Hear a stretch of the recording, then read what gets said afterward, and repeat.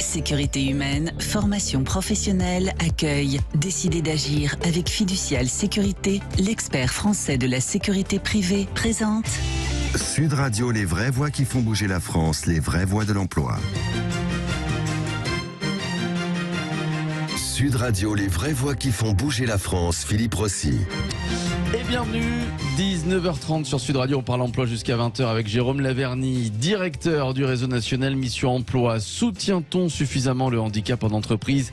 C'est la question que l'on vous pose sur les réseaux sociaux, Twitter, YouTube. Vous votez dès maintenant et puis vous nous appelez pour réagir. Je vous redonne le numéro du standard de Sud Radio, 0826 300 300. Alors il y a différents handicaps, un handicap physique, mental, moteur, invalidant, sensoriel. Dans 80% des cas, le handicap est invisible.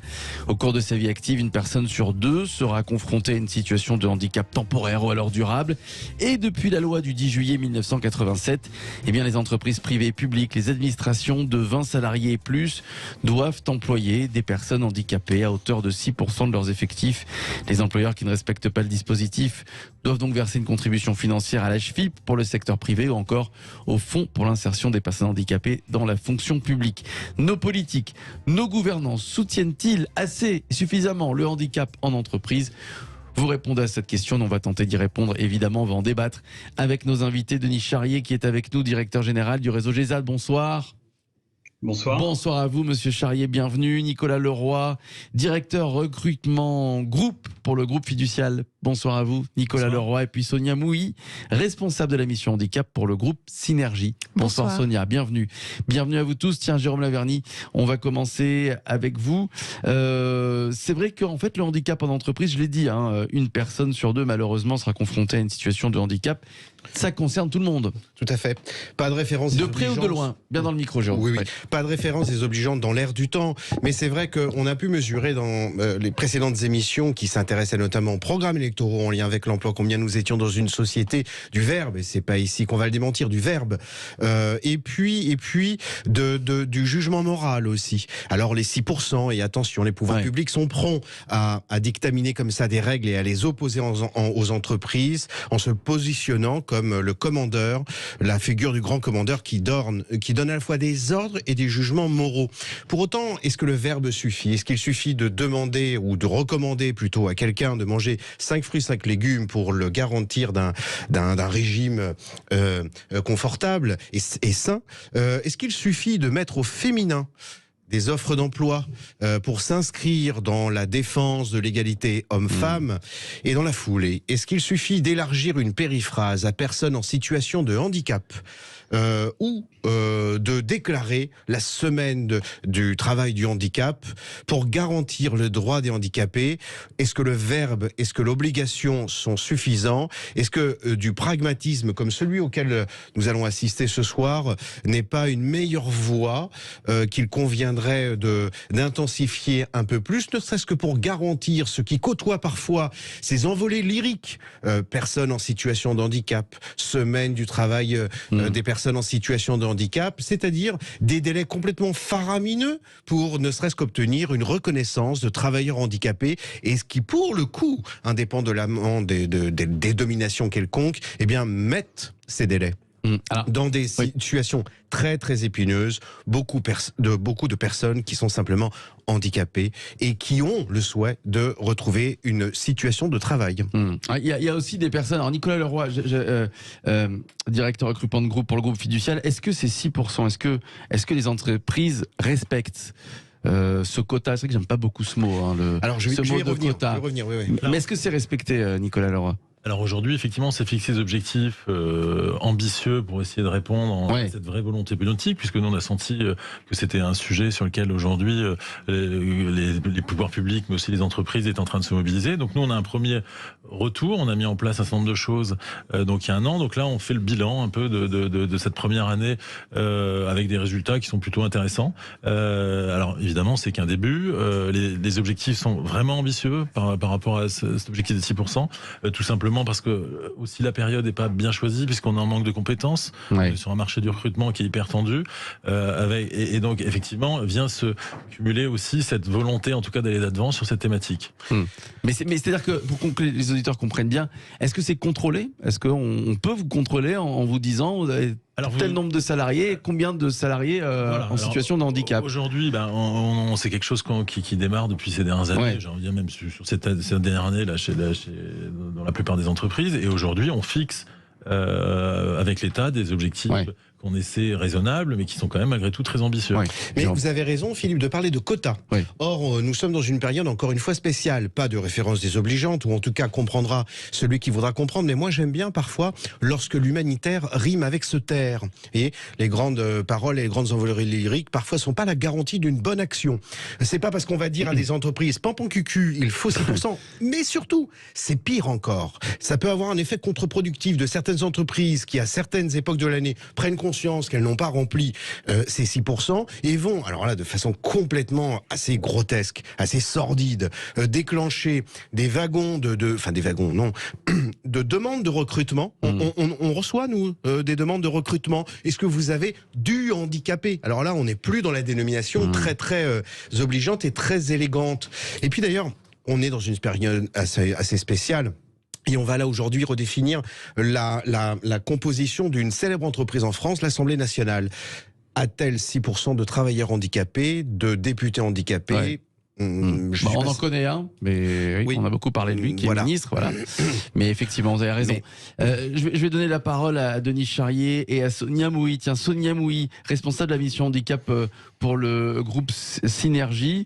Quel est l'objectif de cette mission? Alors, le groupe Synergie est un groupe qui existe depuis maintenant plus de 50 ans, dont le rôle est donc nous venons de l'intérim, du recrutement, du conseil et des ressources humaines. Et effectivement, en fait, nous avons une mission handicap qui existe depuis maintenant 20 ans et dont le rôle est d'accompagner les entreprises pour justement atteindre ces fameux 6%. Donc, effectivement, on va les accompagner dans le cadre de recrutement où on va travailler, mettre en place des opérations spécifiques pour les accompagner, mais on va aussi travailler sur un autre volet qui fait partie aussi des objectifs des 6%, qui est de sensibiliser les collaborateurs internes d'une entreprise. Quand on parle de handicap et quand on parle de 6%, effectivement, on voit l'aspect recrutement pur, mais il y a aussi tout l'autre volet qui est de déconstruire les stéréotypes que l'on a par rapport à l'image qu'on a du handicap et d'inciter les salariés à se déclarer. Ce que je voulais aussi préciser... Excusez-moi de vous interrompre. Quels stéréotypes, par exemple? Les stéréotypes, en fait, moi personnellement, je trouve que le mot RQTH, il est un peu mal trouvé, parce qu'on parle tout de suite de handicap et ça fait très peur. Donc, comme vous l'avez très très bien dit en introduction, 80% des handicaps sont invisibles. En fait, qu'est-ce que c'est qu'un handicap en entreprise? C'est tout simplement avoir une situation de santé qui entrave le bon fonctionnement de son activité. Donc, vous pouvez très bien être diabétique, par exemple, avec un travail qui demande, où il n'y a pas beaucoup de pauses, où les heures de repas sont compliquées. Vous avez une RQTH. Vous pouvez avoir, par exemple, vous pouvez être une coiffeuse allergique à l'ammoniac, donc plus de possibilité de faire des couleurs dans le bac, donc risque de perte d'emploi. Donc en France, le handicap, c'est ça. C'est vraiment ça. Et je pense qu'il y a deux actions à faire. Il y a effectivement le fait de recruter de nouveaux talents en situation de handicap, en prenant aussi en compte les spécificités du marché de l'emploi des travailleurs handicapés, puisque je vous rappelle que 65% des travailleurs handicapés sont infra-bac. Donc je pense qu'il y a une maturité aussi à avoir de la part des recruteurs. Mais il y a aussi l'autre aspect, qui est l'aspect par rapport à nos propres collaborateurs, qui souvent n'osent pas se déclarer parce que on a une image un petit peu du handicap qui n'est pas la bonne. Et là, il y a vraiment aussi un travail interne à déconstruire. Et ce que je voulais aussi préciser, Jérôme, par rapport justement donc au délai d'obtention de la RQTH auprès de la MDPH, c'est un vrai sujet.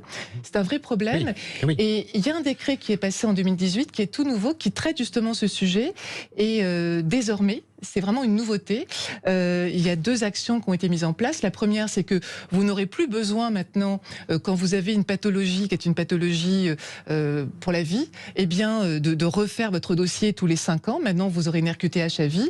Et puis désormais aussi, à cause justement de ce délai d'obtention qui est très long, vous pourrez aussi, quand vous aurez votre récépissé, vous en servir aussi pour mettre en place tout ce qu'il faut. Donc il y a quand même on sent qu'il y a une évolution et aussi à ce niveau-là. C'est vrai, mais ce délai est tel aujourd'hui aujourd'hui, qu'on voit des gens qui sont vraiment coincés dans des situations, qui sont bloqués et qui subissent donc une double peine, à la fois celle d'avoir un tourment physique, enfin voilà, de subir une pathologie quelconque, mais celle de ne pas pouvoir avoir cette ambition, ce souhait, en tout cas de le réaliser, s'ils en ont la détermination, de pouvoir accéder à un travail rapidement, parce qu'ils sont dans l'obligation impérieuse d'attendre cette fameuse RQTH pour s'en prévaloir. Ouais, et parfois donc, on voit même des gens qui la cachent, cette RQTH. Alors soit par honte, mais soit aussi dans le souci de retrouver un emploi, parce qu'ils savent très bien que sinon ils vont être bloqués. Raison. Et ça, c'est terrible. Oui, tout à fait. Il y a cette peur de la discrimination. Tout à fait. Et effectivement, et c'est un vrai sujet, effectivement, de comment on aborde en recrutement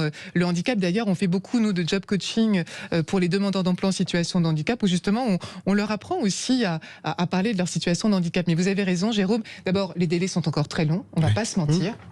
Et effectivement, il y a aussi encore une difficulté à parler de sa situation de handicap. Denis Charrier, c'est vrai qu'on n'entend pas beaucoup parler, alors on en a fait une émission évidemment, mais on n'entend pas parler du handicap en entreprise. Aucune campagne, aucune sensibilisation, rien. Il serait peut-être temps. Denis Charrier. Oui, vous m'entendez ? Oui, je vous entends, vous entends. C'est vrai qu'il... Oui, allez-y. La fenêtre de tir, et on en parlait précédemment, c'est la semaine européenne pour l'emploi des personnes en situation de handicap qui donne voix au chapitre aux missions handicap dans les entreprises, mais aussi aux secteurs que je représente, les ESAT et les entreprises adaptées. C'est une fenêtre de tir chaque année. Nous, après, on accompagne un bon nombre d'organisations aujourd'hui, notamment des missions handicap ou des directions achats, à développer leurs relations avec les acteurs inclusifs que sont les ESAT et les entreprises adaptées. J'aurai peut-être l'occasion ultérieurement de les présenter plus en détail. Et on se rend compte quand même aujourd'hui dans les organisations que l'ensemble aujourd'hui des parties prenantes, et non plus que les missions handicap, se saisissent de ce dossier. Parce que l'insertion de personnes en situation de handicap aujourd'hui dans les organisations revêt une dimension bien plus globale qu'est la responsabilité sociétale de l'entreprise ou de l'organisation.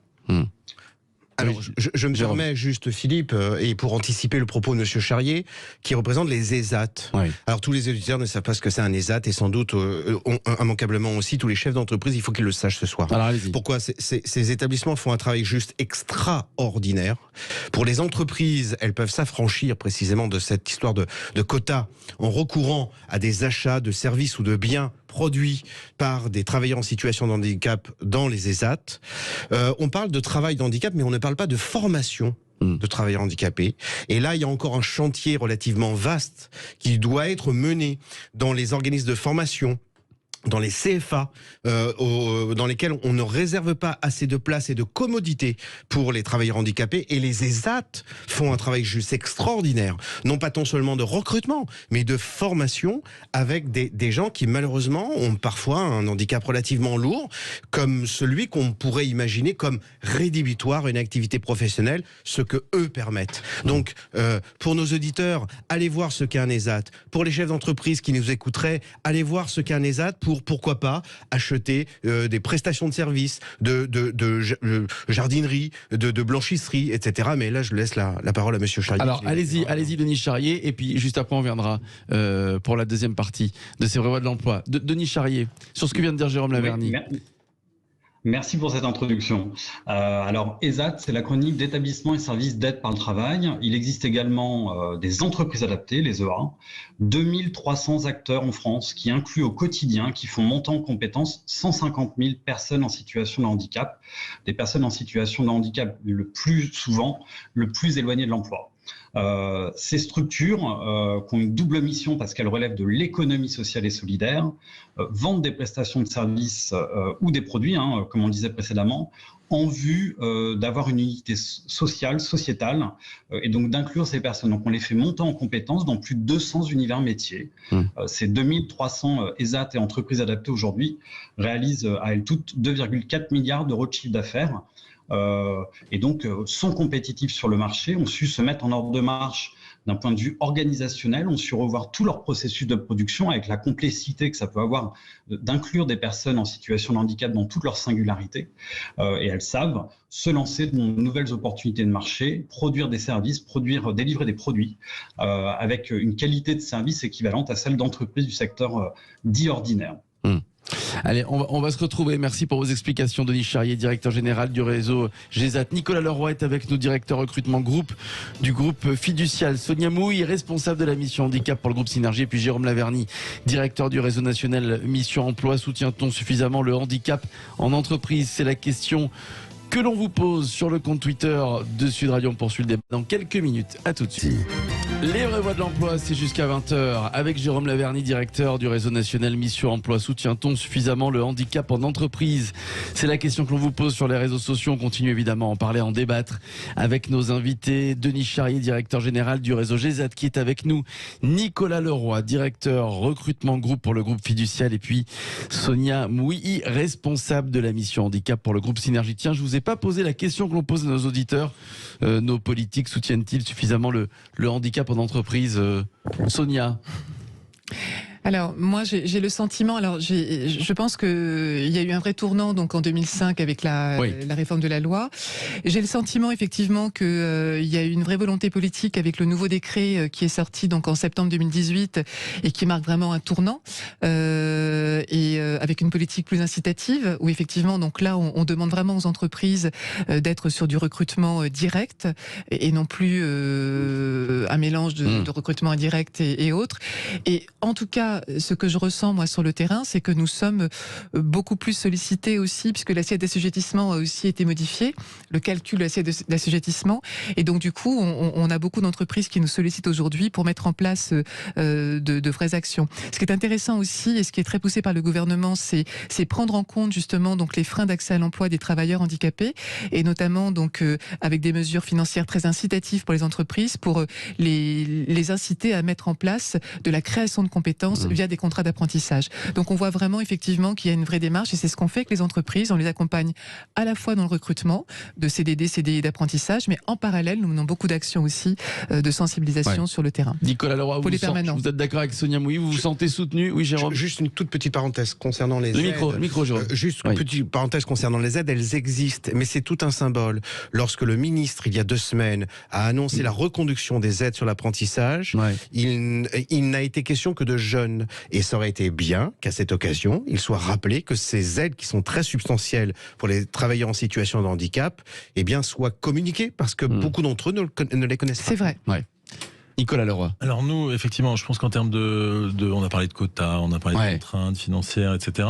Aujourd'hui, il faut aussi faire un petit peu de pédagogie en interne, puisque on remarque que les personnes en situation de handicap peuvent être très performantes, même si on les compare avec des gens qui ne sont pas dans cette situation-là. Donc aujourd'hui, le premier frein à lever, c'est celui d'accompagner les managers qui peuvent parfois avoir un peu de réticence à se dire, parce que tout simplement parce qu'ils connaissent pas. Et donc l'État fait, je pense, qu'il faut. Maintenant, c'est aux entreprises de prendre la notion du problème et d'accompagner justement en interne les managers pour se rendre compte que justement on a très très belles histoires. On disait tout à l'heure que le handicap c'était pas forcément quelque chose de complètement pour le coup handicapant pour son job. La seule difficulté c'est de trouver le bon job en fonction du handicap que vous avez. Et si on arrive à faire matcher les deux, généralement les freins sautent et aujourd'hui on n'a que des retours qui sont plutôt excellents avec des gens on a même une grille de performance qui est complètement équivalente que vous soyez handicapé ou pas. Et j'ai une question, Nicolas Leroy. Est-ce que vous êtes dans la capacité, au sein de vos équipes, dans les agences, de pouvoir adapter, par exemple, un poste de travail si, plutôt qu'une personne qui venait d'être recrutée, il s'agissait d'un collaborateur qui, tout d'un coup, souffrait d'un handicap? Est-ce que ça, ce sont des choses que vous pratiquez? Moi, je l'ai fait dans mon équipe. J'ai une responsable qui est manager et qui, justement, a des problèmes de dos qui la pénalisent. Donc, on lui a mis tout un poste de travail adapté, justement, pour justement travailler sur ces problèmes de dos. Donc, effectivement, effectivement, on adapte les postes, on adapte aussi les postes de travail, mais aussi le job en lui-même. Et aujourd'hui, il y a plutôt un retour tout à fait, plutôt assez exceptionnel, j'ai envie de dire. Même. Avec de bons résultats. En plus, on en parlait tout à l'heure. Vous avez de très bons résultats. On parlait tout à l'heure des gens qui sont, oui, il y a beaucoup d'handicapés qui sont sur des niveaux de formation infra-bac. Nous, on travaille avec des gens qui ont un niveau de qualification assez élevé, donc ça limite la possibilité évidemment de pouvoir accueillir tous les gens qu'on voudrait, mais par contre sur de la prestation intellectuelle, on a des résultats qui sont très intéressants. Et puis en plus, vous avez véritablement mené des actions de sensibilisation, puisque vous avez eu près de 200 collaborateurs internes qui se sont déclarés. C'est ça, nous on a 200 collaborateurs qui se sont déclarés en interne, et on a réussi à recruter 80 personnes depuis en un an, donc on a des résultats nous aujourd'hui qui sont probants, même sur des métiers intellectuels. C'est vraiment la démonstration effectivement qu'on est vraiment sur deux volets. Il y a l'intégration de nouveaux collaborateurs, et il y a aussi le fait de s'occuper de ces collaborateurs en interne et les sensibiliser, former les managers et déconstruire les stéréotypes. Alors j'aimerais qu'on revienne sur la formation. Denis Charrier, est-ce que vous trouvez que la formation est adaptée pour les personnes en situation de handicap? Moi je connais 2-3 personnes, alors pour le coup qui ont un handicap invisible, c'est vrai, mais un handicap lourd. Je pense notamment à quelqu'un qui est malvoyante, et c'est vrai qu'il n'y a rien qui lui est proposé. Elle a eu ça depuis ses 20 ans.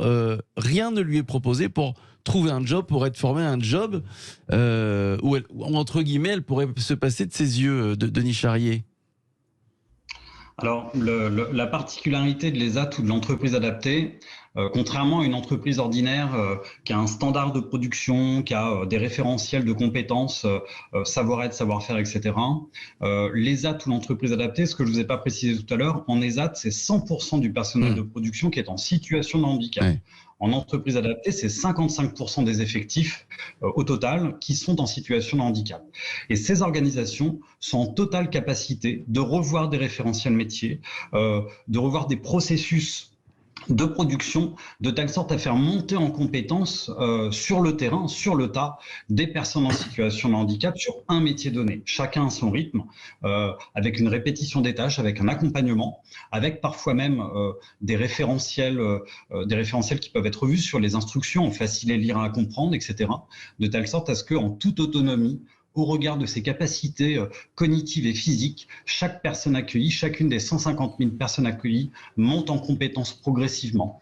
Et donc ça, on est vraiment sur de l'accompagnement sur le terrain, sur de l'accompagnement grâce à des équipes du médico-social ou d'encadrants dans le secteur du travail protégé adapté, qui permettent de faire monter en compétence ces travailleurs pour ensuite, le cas échéant, lorsque c'est possible, créer des passerelles vers les collègues qui sont aujourd'hui ici autour de la table pour du recrutement direct dans leurs effectifs. Ouais.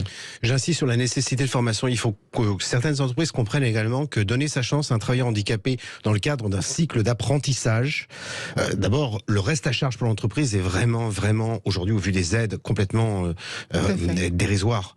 Mais c'est aussi donner, indépendamment du contenu intrinsèque de la formation, une opportunité d'une ligne d'expérience qui, pour un jeune, notamment travailleur handicapé, peut être très très précieuse dans la valorisation et dans la construction d'un parcours à long terme. Ça, faut vraiment l'intégrer. Il faudrait vraiment qu'on communique là-dessus. Il faudrait vraiment que les gens ou les entreprises aillent voir ce que fait un ESAT, parce que il y a de matière à s'en inspirer. Encore une fois, j'insiste, dans la construction d'un parcours au long cours.